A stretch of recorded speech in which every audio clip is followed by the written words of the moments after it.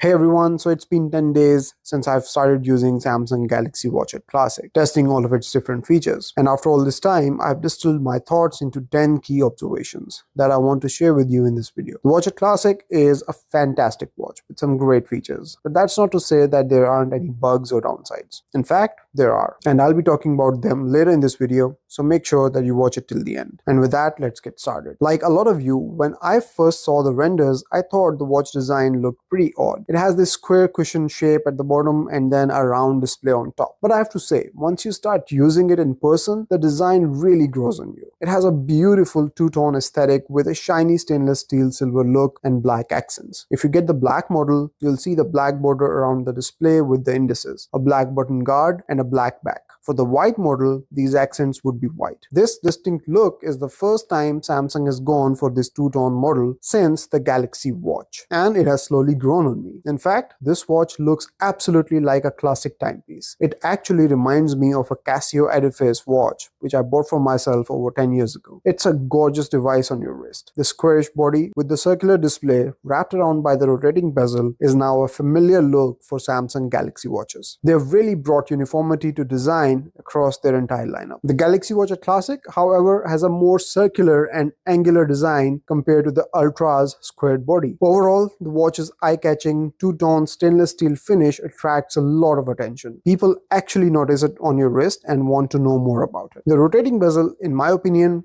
is the best rotating bezel that Samsung has produced today. It is much more pronounced than before, with wide serrations that provide a fantastic grip. It's also much more clicky. You can feel each and every click, but it still rotates smoothly when you want to move quickly. If you compare it to something like the Galaxy Watch 6 Classic, the clicks on that bezel were very muted and hard to distinguish. The squarish cushions on the watch body even give your finger a place to rest while rotating the bezel, which provides more stability. It's a detail that I've really come to appreciate over time. Now that we are talking about the bezel, let's talk about the display. It's considerably smaller, especially if you're used to a device like the Galaxy Watch Ultra or the 47mm version of Galaxy Watch 6 Classic. At 1.34 inches, the screen feels a bit cramped, and the icons and text appear smaller. What makes this worse is the Galaxy Watch 8 Classic is only available in one size. On the other hand, the quality of the display is fantastic. It's an AMOLED panel which provides deep blacks and amazing colors. The brightness is also better than before, going up to 3000 nits, which makes it much more easy to see under direct sunlight. This display is greatly helped by the new One UI Watch 8 software, which is better than ever. It has improved in a lot of ways, and some of its features are more noticeable than others. For example, the new tiles now allow you to stack widgets from different apps to create dedicated tiles page, like a health tile or a tools tile. However, this only works with Samsung's widgets. Third-party widgets will still take up the entire page. You also get a new featured apps section in the app drawer, which shows you frequently used apps right at the top. This makes it much easier to find what you need instead of endlessly scrolling in the app drawer. However, if you don't like this feature, it can be turned off.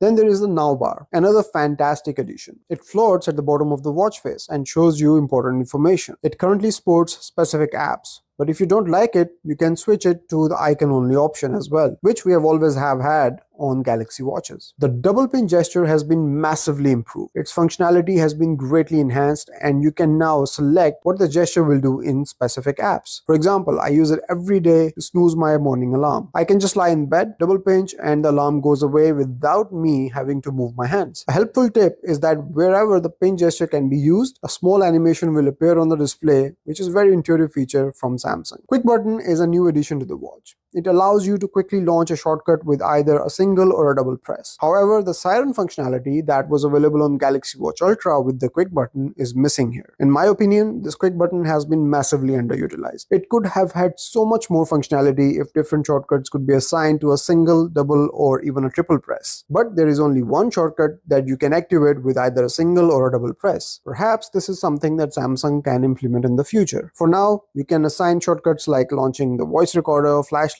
camera controller, or stopwatch. A slew of new health features have been introduced on Galaxy Watch 8 Classic, including a running coach, antioxidant level measurement, vascular load, and bedtime guidance. These may be helpful for people who use them, But the feature I am most happy about is the new ability to do mood check-ins and breathing exercises directly from the watch. This is a wellness feature that Samsung added to Samsung Health app earlier this year, but now it's fully available on the watch itself, so you don't even have to open the app. I'm really excited about this wellness feature because unlike other features that depend on sensors, this one is more user dependent and can actually make a difference in your day-to-day life. The bedtime guidance is also nice. Once you set it up, it sends you notifications about the best window of time to go to bed at night to help improve your sleeping habits. Now, I haven't tested the running coach because I'm not a runner, but if you have, let me know about your experience in the comments. On paper, battery life is pretty good. It has a 445 mAh battery, which is even bigger than the 47mm version of Galaxy Watch 6 Classic. In my use, with continuous health tracking like heart rate, stress, and sleep, and always on display turned on, it lasts for about a day and a half. And it has actually improved with each charge cycle,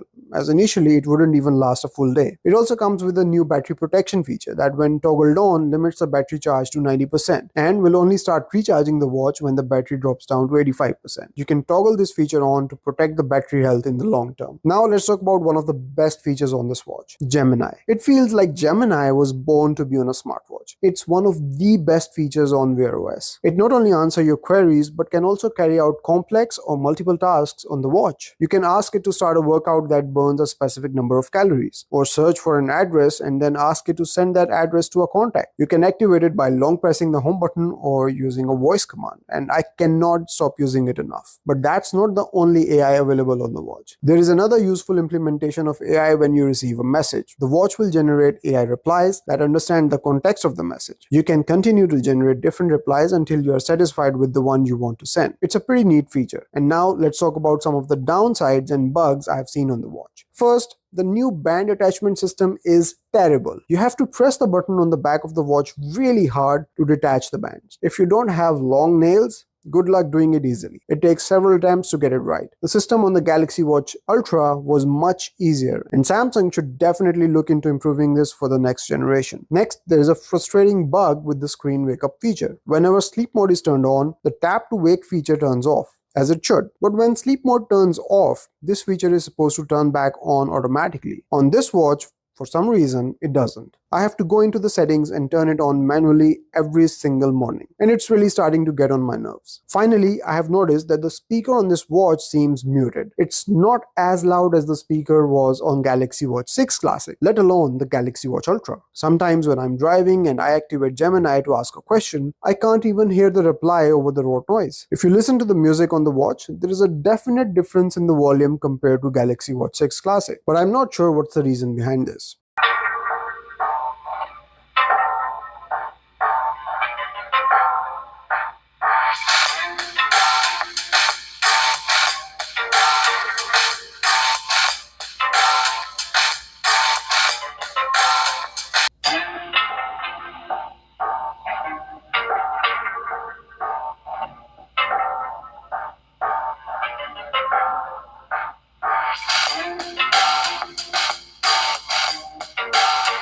So that's about it from this video, guys. These are my 10 observations about Galaxy Watch Classic after 10 days. If you have any feedback, let me know in the comments. I'll see you in the next one. Till then, take care. Bye-bye.